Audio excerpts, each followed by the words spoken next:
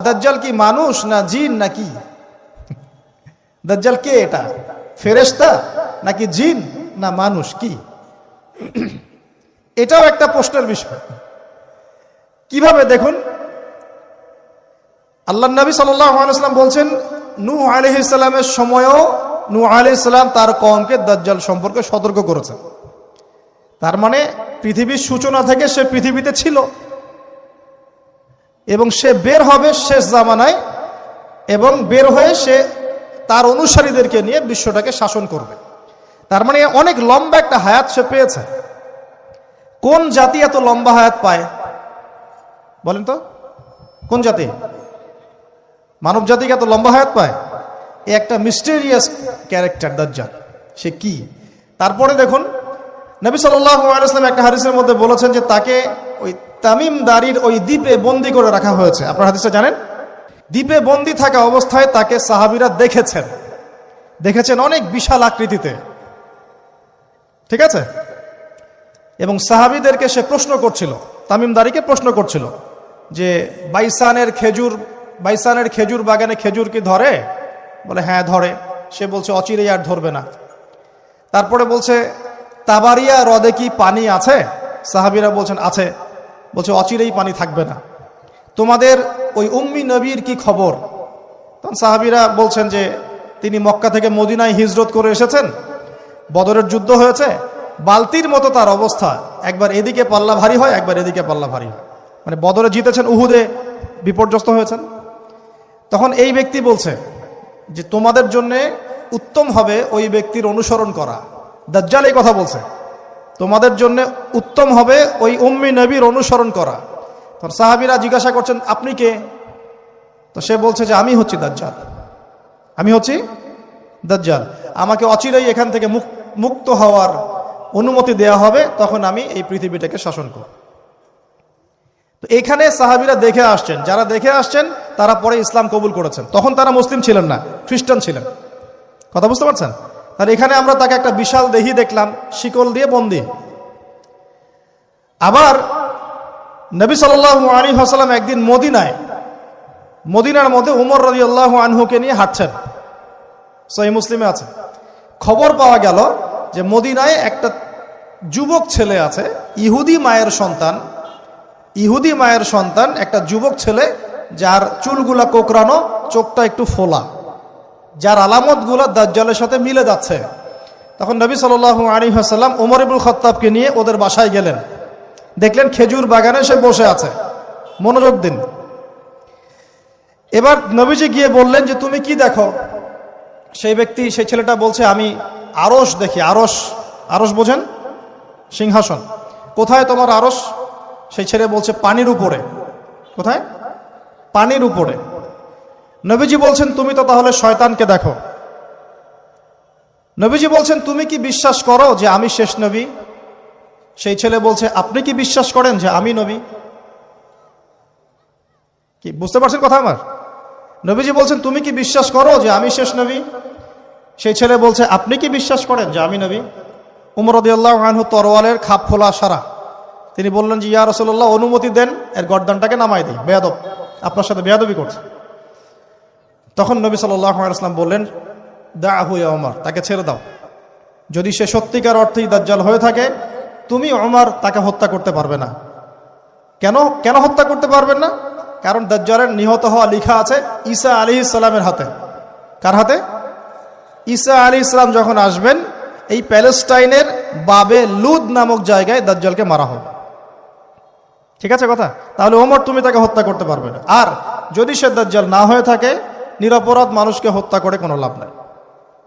এখানে চান্স নেওয়া হলো 50-50। এক হাদিসে আপনি দেখছেন নবীজি বলছেন নূহ আলাইহিস সালাম তার কওমকে দাজ্জাল সম্পর্কে সতর্ক করেছেন।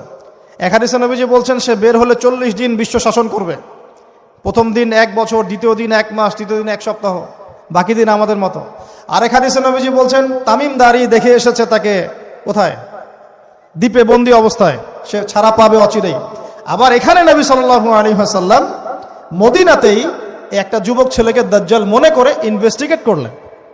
আপনার কাছে কি সাবজেক্টটা সহজ মনে হচ্ছে না কঠিন? খুব সহজ কি না কঠিন? চিন্তা করতে হবে কি হবে না? এতই জটিল একটা ক্যারেক্টার। শুধু তাই না, নবীজি আরো বলছেন সে যখন বের হবে, 4টা জায়গার কথা পাওয়া যাচ্ছে হাদিসে, 4টা জায়গা কোত্থেকে বের হবে। এখানে কিন্তু নবীজি মদিনাতে তাকে খুঁজলেন, ইনভেস্টিগেট করলেন। আবার আরেকটা হাদিসে নবীজি বলেছেন সে যখন বের হবে শেষ জামানায়, তখন মক্কায় ঢুকতে পারবে না, মদিনায় ঢুকতে পারবে না। আপনারা হাদিসটা জানেন না? আলেমরা তো জানেন। মক্কাতেও ঢুকতে পারবে না, মদিনাতেও ঢুকতে পারবে না। খোলা তরোয়াল নিয়ে ফেরেশতারা দাঁড়িয়ে থাকবেন। আবার সেই নবী মুহাম্মদ সাল্লাল্লাহু আলাইহি ওয়াসাল্লাম মদিনাতে এই ছেলেটাকে দাজ্জাল ভাবছেন, ইনভেস্টিগেট করছেন। তার মানে তারা সতর্ক ছিলেন। এই ছেলের নাম ছিল ইবনে সাইয়্যিদ। কি নাম? ইবনে সাইয়্যিদ, নাম মনে রাখবেন। এও একটা বিস্ময়কর ক্যারেক্টার। আবার সেই নবী সাল্লাল্লাহু আলাইহি ওয়াসাল্লাম বলেছেন শেষ জামানাতে দাজ্জাল বের হবে খোরাসান থেকে। কোন জায়গা? খোরাসান। খোরাসান বলতে কোন জায়গা? এটা মূলত এর হার্ট হচ্ছে আফগানিস্তান, এর পাশে যে বেলুচিস্তান, এই যে উজবেকিস্তান, ইরানের কিছু অংশ, এই পুরো জায়গাটা, শুধু একটা দেশ না, পুরো জায়গাটা এর হার্ট হচ্ছে আফগানিস্তান। খোরাসান থেকে বের হবে। আরেক হাদিসে নবীজি বলছেন সে ইস্পাহান থেকে বের হবে। কোন জায়গা? ইস্পাহান এখন ইরানে। ভৌগোলিক বিষয়ে যখন তখন চেঞ্জ হয়ে যায়, হয় কি না? আগে কি ইরাক ইরান এরকম পার্ট ছিল? আগে কি এভাবে এই 52টা দেশের ভাগ ছিল? লেবানন, জর্ডান, সৌদি আরব, ইরাক ইরান এরকম ভাগ ছিল না? এক অঞ্চল ছিল শাম, একটা হেজাজ, একটা নাজদ, এরকম আর কি ভাগ ছিল। তো এটা চেঞ্জ হয়। তো ওই হাদিসে আসছে ইস্পাহান থেকে একটাতে, আরেকটাতে আসছে ইরাক এবং শাম। শাম বলতে বোঝাচ্ছি এই পুরো প্যালেস্টাইন, লেবানন, জর্ডান, পুরো অঞ্চলটাই শাম। আর ইরাক তো আপনারা জানেন। ইরাক এবং শামের মাঝখানের একটা রাস্তা থেকে বের হবে। 3টা জায়গা। আরেকটা 4 নাম্বার খাল্লা নামে একটা জায়গা থেকে সে বের হবে। আর এই খাল্লা আপনি গুগলে সার্চ দিয়ে পাবেন না।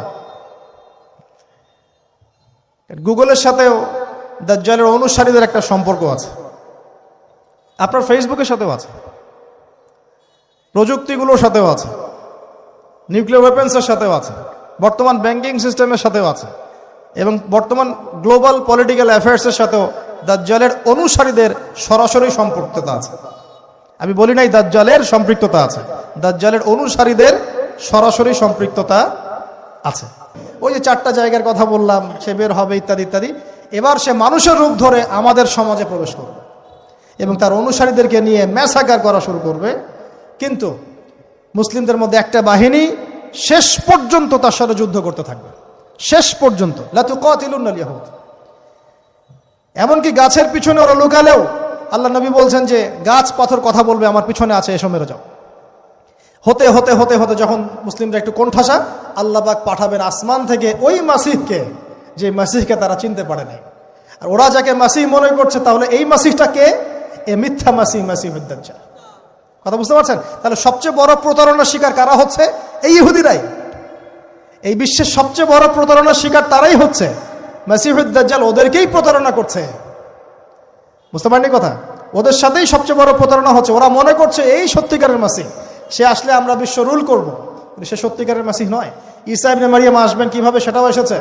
2 জন ফেরেশতার কাঁধে ভর দিয়ে তিনি নামবেন শাম অর্থাৎ সিরিয়ার দামেস্ক শহরের মধ্যে। কোন শহর? দামেস্ক। এই জায়গাগুলো খুব বরকতময়। আল্লাহ নবী দোয়া করেছেন, আল্লাহ শামে বরকত দাও, আল্লাহ ইয়েমেনে বরকত দাও, আল্লাহ শামে বরকত দাও, আল্লাহ ইয়েমেনে বরকত দাও। আর মুসলমানরা বলছিল, আল্লাহ রসুল আমাদের নাজদেও বরকত দিতে বলেন, আমাদের নাজদেও বরকত দিতে বলেন। আল্লাহ নবী বলছেন যে নাজদে বরকত না, বরং ওখান থেকে ভূমিকম্প বের হবে, ওখান থেকে শয়তানের শিং বের হবে। চিন্তা করে, ওই যে বললাম নাজদিরা তুর্কিদের বিরুদ্ধে যুদ্ধ করেছিল, অটোম্যান এম্পায়ারের বিরুদ্ধে যুদ্ধ করেছে ব্রিটেনের সাথে হাত মিলিয়ে।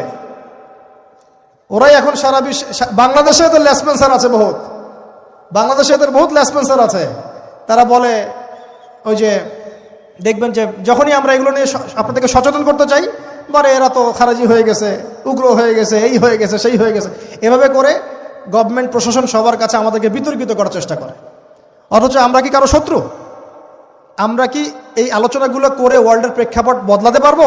পারবো না। কিন্তু আমাদের প্রজন্মকে আমরা জানাতে তো পারবো, যাতে তারা আত্মবিশ্বাসী হয়ে গড়ে ওঠে যে আমরা এই নতজানু মনোভাব নিয়ে পৃথিবী থেকে যাবো না ইনশাআল্লাহ। আমরা পৃথিবী থেকে মাথা উঁচু করেই যাবো ইনশাআল্লাহ। মুসলিমদের হাতেই বিশ্বের বিজয় লেখা আছে। আস্তে আস্তে বিশ্ব ওদিকে যাবে, এটা তো ওদেরকে জানতে হবে।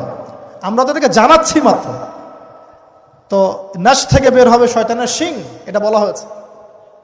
যাই হোক, এখন ঈসা ইবনে মারইয়াম আসবেন এই সিরিয়ার দামেস্ক। চুল দিয়ে টপ টপ করে পানি পড়তে থাকবে, মুক্তা ঝরছে এরকম পানি।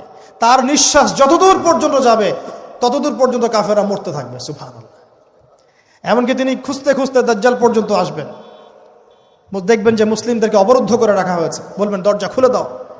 নামাজের ওয়াক্ত হবে, আজান দেওয়া হবে, ফজরের ওয়াক্ত।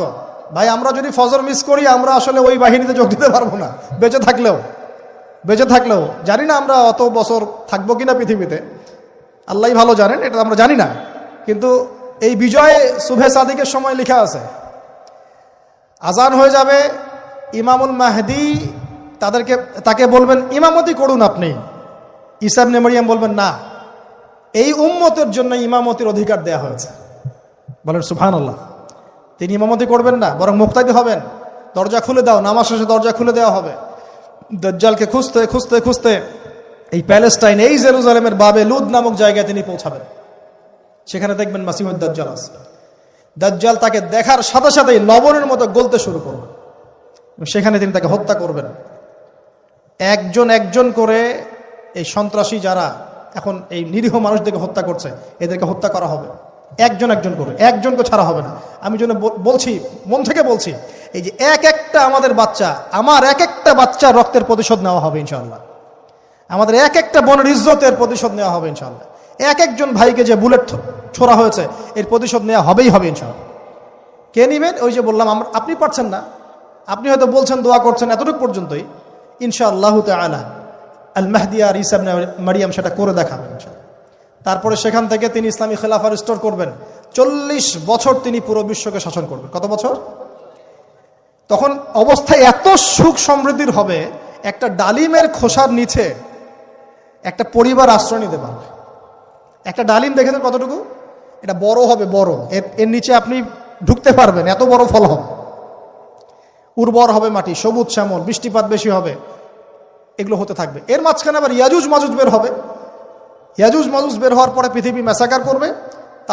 তারা এমনভাবে পৃথিবীতে ম্যাসাকার করবে যে ঈসা আলাইহিস সালাম এবং তার অনুসারীরা তুর পাহাড়ে গিয়ে লুকাবেন, আত্মগোপন করবেন, এবং তাবারিয়া হ্রদের পানি তারা খেয়ে ফেলবে।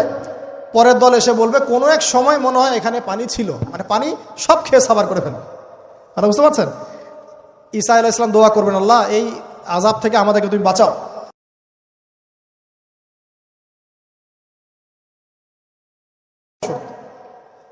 এরপর 40 বছর এভাবে চলে যাবে। ঈসা আলাইহিস সালাম ইন্তেকাল হবে। তারপরে হাদিসে আসছে মানুষ আবারও খারাপ হওয়া শুরু করবে। এত খারাপ হবে, এত জঘন্য হবে যে আল্লাহ শব্দটা বলার মতো একটা মানুষ আর পৃথিবীতে থাকবে না।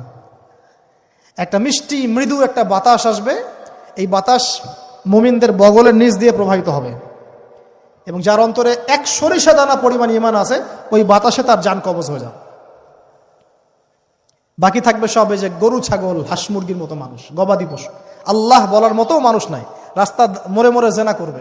এটা আরো অনেক পরের কথা, অনেক পরের কথা। আমরা ওই যুগ দেখতেও চাই না, বাঁচতেও চাই না ওই যুগে, তাই না ভাই?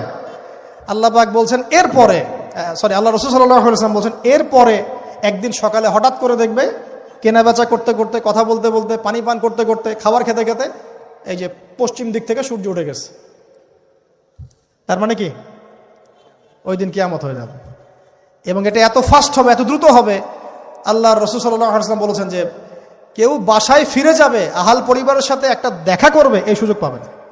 একদম ইনস্ট্যান্ট ডেট ছাড়। একটা বজ্রনীনাদ, প্রচন্ড মানে শব্দ, এটাতে বিকট একটা শব্দে পুরো মহাবিশ্ব তোলপাড় সৃষ্টি হয়ে যাবে, একদম শেষ। এই হলো সিঙ্গার প্রথম ফুক, শেষ, সব ডেট। এই যে আমাদের এত বাহাদুরি, এত কিছু সব শেষ। মানে পৃথিবী আস্তে আস্তে ওর শেষের দিকে যাচ্ছে। এগুলো ভাই বিশ্বাস করেন, পৃথিবীর সমস্ত সংগঠন, জালেম, কাফের, ফাসেক, মুশরিক, মুনাফিক যা আছে পৃথিবীতে, একত্রিত হয়েও এই সত্যটাকে কেউ টলাতে পারবে না। আমরা সারা মুসলমানরা মিলেও যদি এই সত্যটাকে টলাতে চাই, পারবো না। মানে আস্তে আস্তে আলটিমেট গোল এটাই পৃথিবীর। এরপরে কিয়ামত, তারপরে তো আপনারা জানেন কি হচ্ছে। ফামান ইয়ামাল মিসকালা যাররাতিন খায়রান ইয়ারাহ এক চুল পরিমাণ যদি ভালো কাজ কেউ করে থাকে তাকে সেটা দেখানো হবে।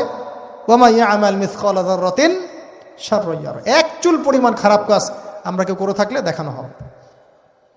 তবে যারা লা ইলাহা ইল্লাল্লাহ এই তাওহীদের উপর থাকবে, যত বড় গুনাহ করুক না কেন আল্লাহ মাফ করে দিবেন ইনশাআল্লাহ, ইনশাআল্লাহ। কারণ আমাদের জন্য নবী সাল্লাল্লাহু আলাইহি ওয়াসাল্লাম সুপারিশ করবেন। তাই বলে কি আমরা গুনাহ করতে থাকবো এখন? এটা নবী সাল্লাল্লাহু আলাইহি ওয়াসাল্লামের শান, তার মর্যাদা। আল্লাহ রাসূল সাল্লাল্লাহু আলাইহি ওয়াসাল্লাম এই কথা বলে গিয়েছেন যে কবিরা গুনাহগার মুসলমানদের জন্য আমি সুপারিশ করব। তাওহীদের উপর যারা থাকবে ইনশাআল্লাহ জান্নাত, শিরকে থাকলে, কুফরিতে থাকলে জাহান্নাম ছাড়া কোনো গতি নাই। এই হলো পৃথিবীর শেষ। আমরা তো জান্নাতে যেতে চাই কি চাই না ভাই? তাহলে এখন আমরা জানি যে এই অবস্থা কেন হচ্ছে, কেন জেরুজালেম নিয়ে এত কিছু হচ্ছে, কেন ওখানে ওরা এত অত্যাচার করতেছে। ওরা কি চায়? ওরা চায় এই জায়গা শুধু না, পুরা হোলি ল্যান্ডটা দখল করতে চায়। তারা দাজ্জালের জন্য মঞ্চ প্রস্তুত করতে চায়, সোজা কথা। তারা মুসলিমদেরকে সেখান থেকে বের করে দিয়ে ওই জায়গাটা একটা দাজ্জালীয় স্টেট কায়েম করতে চায়। সেখান থেকেই মাসিহুদ দাজ্জাল বিশ্বকে নেতৃত্ব দিবে, এমনটা আসতেছে ভবিষ্যতে। তবে সেই নেতৃত্ব, সেই রাজত্ব, সেই ক্ষমতা চিরস্থায়ী হবে না। মুসলিমরা আবার জেগে উঠবে ইনশাআল্লাহ। ওই জায়গায় ঈসা আলাইহিস সালাম যতক্ষণ খিলাফা কায়েম করছেন না, কিয়ামত হবে না ইনশাআল্লাহ।